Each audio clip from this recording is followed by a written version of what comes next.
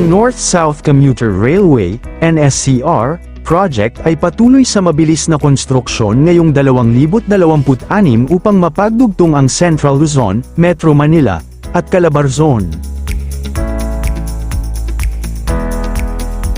At bago natin ituloy, kung ikaw ay bago pa lang sa aking YouTube channel ay huwag kalimutan mag-subscribe at i-click na rin ang bell icon para lagi kang updated sa mga bago kong upload video. Sa kasalukuyang taon ng 2026, patuloy ang malaking pag-usad ng North-South Commuter Railway, NSCR, project ng Pilipinas, isang 147 kilometrong proyektong riles na magkokonekta sa Pampanga, Bulacan, Metro Manila, at Laguna. Magsisimula ang yugto ng pre-operations sa March 2026 at tatagal hanggang July 2027. Ito ay paghahanda para sa unti-unting pagbubukas ng mga istasyon. Target ng Department of Transportation, DOTR na simulan ang operasyon sa bahaging ito sa huling bahagi ng 2026 o simula ng 2027.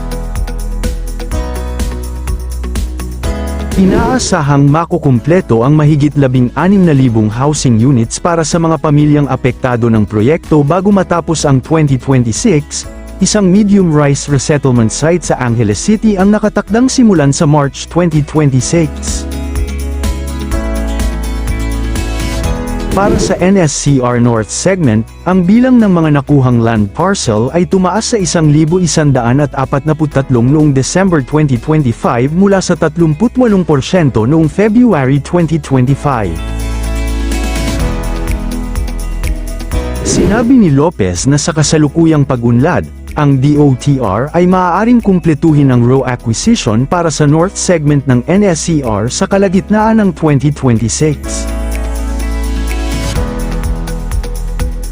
Para sa South segment ng NSCR, sinabi niya na 4 sa 19 stations row ay clear na ngayon na EDSA, Cabuyao at Santa Rosa sa Laguna at Banlac Depot. Ang North-South Commuter Railway, NSCR, ang napakalaking proyekto ng railway na nag-uugnay sa Maynila sa Clark, Pampanga, ay 65% ng kumpleto noong October 2025, ayon sa Gulf News.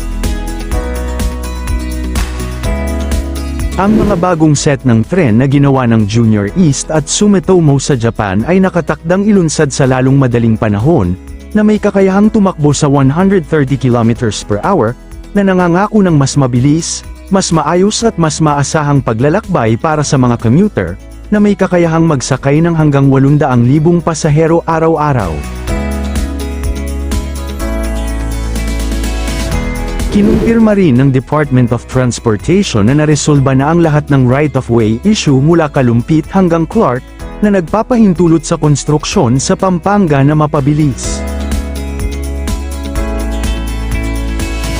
Kapag ganap ng gumana, ang 147 kilometrong linya ng NSCR ay magkokonekta sa Metro Manila, Bulacan, Pampanga at Laguna, na magpapababa sa oras ng paglalakbay mula sa 3 oras hanggang sa mas mababa sa 1 oras, isang game changer na muling bubuo sa koneksyon at muling tutukuyin ang skyline ng Central Luzon. Mayroong 35 hanggang 36 na istasyon, karamihan dito ay elevated, mayroon ding underground na bahagi sa Clark International Airport, may kapasidad na 2,242 pasahero, hanggang 160 km/h, mula Manila hanggang Clark Airport sa loob ng 45 hanggang 55 minuto. Meron itong tunnel na magdudugtong sa NSCR at sa hinaharap na Metro Manila Subway upang mas madali ang paglipat ng mga pasahero.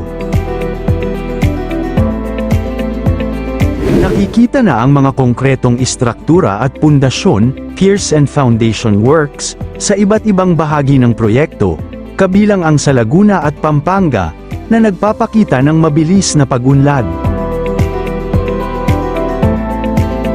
Ang NSCR ay isang malakihang urban rail system na dinisenyo upang mapagan ang matinding traffic congestion sa Greater Manila area. Ang Phase 1, Valenzuela hanggang Malolos, ay 56% hanggang 57% kumpleto at nakatrack para sa partial operation sa December 2027. Ang bahagi mula Solis hanggang Blumentritt ay nagpapakita na ng pag-usad pagkatapos ng matagal na pagkaantala. Ang North-South Commuter Railway, NSCR, ay isa sa pinakamalalaking proyekto ng infrastruktura sa Pilipinas na may humigit kumulang 873.62 billion pesos, na ginagawa itong pinakamahal na railway project sa bansa, na sinusuportahan ng Japan International Cooperation Agency, JICA. Ang proyektong North-South Commuter Railway, NSCR, ay sinimulan sa ilalim ng Administrasyong Duterte noong 2019, at patuloy ang pag-usad nito hanggang ngayong taong 2026 sa kabuuan. Malaki ang naging ambag ng dating Administrasyong Duterte sa pagsisimula ng pisikal na konstruksyon ng dambuhalang proyektong NSCR. Matatandaan, malalaking kumpanya sa tren sa buong mundo at mga lokal na higanti tulad ng San Miguel Corporation, SMC, ay nag-uunahan para sa kontrata sa Operation at Maintenance, O&M, ng North-South Commuter Railway, NSCR, isang 229 bilyong pesos, proyekto, na nagpapakita ng mataas na interes mula sa mga dayuhang kumpanya, tulad ng Japan's Tokyo Metro, East Japan Railway, Alstom, at mga Pilipinong grupo, para sa malaking railway na magkokonekta sa Clark at Calamba. Sinabi ng Department of Transportation, DOTR, na ang ilan sa pinakamalaking railway operators sa buong mundo ay interesado sa pagbid para sa 229 bilyong pesos, concession deal para mapatakbo at mapanatili ang North-South Commuter Railway, NSCR.